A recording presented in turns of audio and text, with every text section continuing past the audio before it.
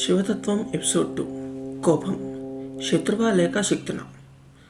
ఓం నమ శివాయ.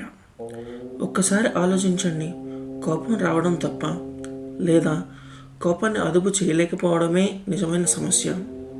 మనలో ప్రతి ఒక్కరికి కోపం వస్తుంది. ఇంట్లో, ఆఫీస్లో, స్నేహితుల మధ్య, జీవితంలో అనుకున్నట్లు జరగనప్పుడు. కానీ మన జీవితాన్ని మార్చేది కోపం కాదు, ఆ కోపానికి మనం ఇచ్చే స్పందనే మన భవిష్యత్తును నిర్ణయిస్తుంది. శివుడిని చూడండి, ఆయన్ని భోళాశంకరుడు అని పిలుస్తారు.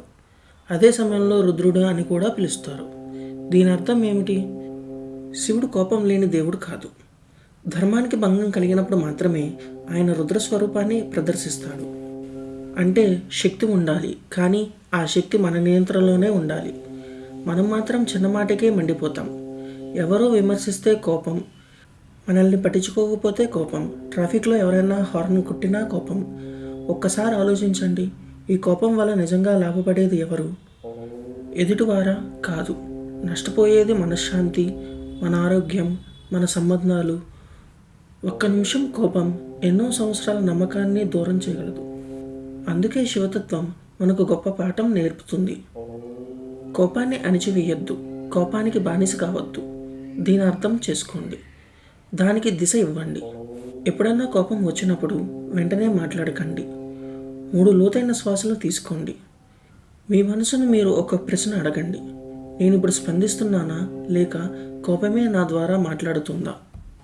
ఈ ఒక్క ప్రశ్న మీ జీవితంలో ఎన్నో తప్పులను ఆపగలదు. నిజమైన బలం ఇతరులను ఓడించడంలో లేదు, తన కోపాన్ని జయించడంలో ఉంది. శివుడు మనకు నేర్పేది ఇదే.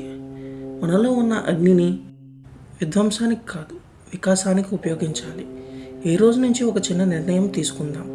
కోపం వచ్చినప్పుడు ప్రతిసారి ఒక క్షణం ఆగుదాం, ఆలోచిద్దాం, తర్వాతే మాట్లాడదాం.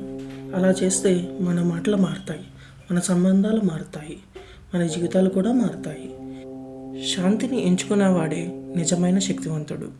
ఓం నమ శివాయ.